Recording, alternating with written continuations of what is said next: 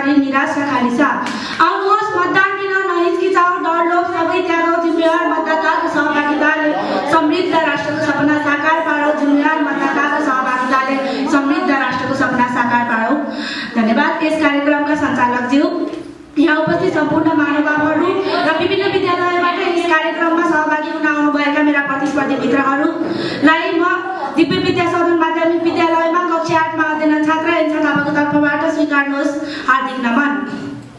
सर्वप्रथम त आगामी संसदीय चुनावलाई लक्षित गर्दै आयोजित गरिएको यस कार्यक्रममा मलाई सहभागी हुने मौका प्रदान गराइदिनु भएकोमा मेरो विद्यालय र आयोजक पोल स्टार लाइब्रेरीलाई हृदयदेखि नै आभार प्रकट गर्दछु। अब म कति पनि ढिला नगरी आफ्नो विषयमा प्रवेश गर्दछु। आजको वक्तव्य कलाको शीर्षक रहेको छ मतदान अधिकार मात्र होइन, यो हाम्रो जिम्मेवारी पनि हो। वास्तवमै मतदानलाई लोकतन्त्रको हृदयको रूपमा लिन सकिन्छ। लोकतन्त्र भनेको जनताको शासन हो। जनताले आफ्नो अधिकारलाई प्रयोग गरी आफ्नो प्रतिनिधिहरू छनौट गर्छन् र तिनै प्रतिनिधिहरूले राज्य सञ्चालनको जिम्मेवारी जनमतको माध्यमबाट प्राप्त गर्छन्। हामीलाई संविधानले मताधिकार दिएको छ, तर त्यो अधिकार केवल हाम्रो सुविधाको लागि मात्र नभई हाम्रो जिम्मेवारी पनि हो। तर सोच्नुहोस्, जनता मौन बस्छन्, मतदान दिँदैनन् भने लोकतन्त्र कतिको बलियो हुन्छ? उत्तर स्पष्ट छ, लोकतन्त्र कमजोर नै हुन्छ। मतदान भनेको केवल मतपत्रमा छाप लगाउनु मात्र होइन, यो आफ्नो आवाज, आफ्नो सपना र आफ्नो भविष्य छान्ने प्रक्रिया हो। जिम्मेवार मतदाता बिना लोकतन्त्र अधुरो छ।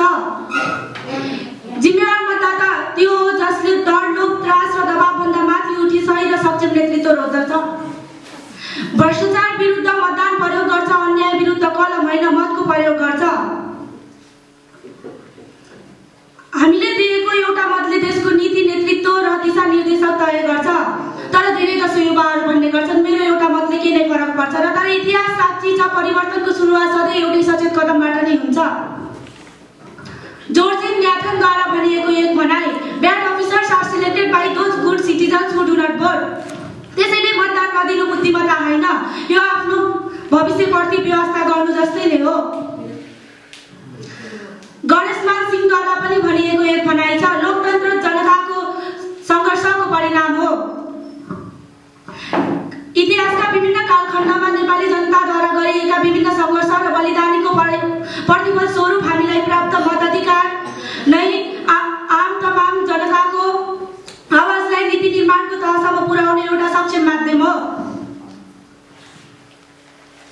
हामीले दिएको एउटा मतले देशको भविष्य नै बदलिन्छ भने त्यो एउटा मत दिनलाई के नै फरक पर्छ र?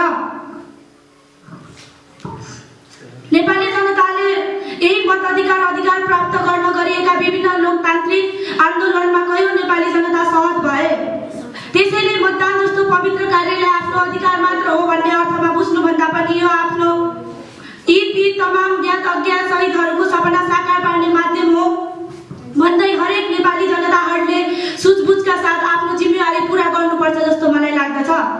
अन्तिममा म के भन्न चाहन्छु कि अधिकार माग्ने पुस्ता होइन, जिम्मेवारी पूरा गर्ने पुस्ता भनौँ। मतदान मार्फत होइन भने भविष्य बदल्ने अर्को कुनै कलम छैन।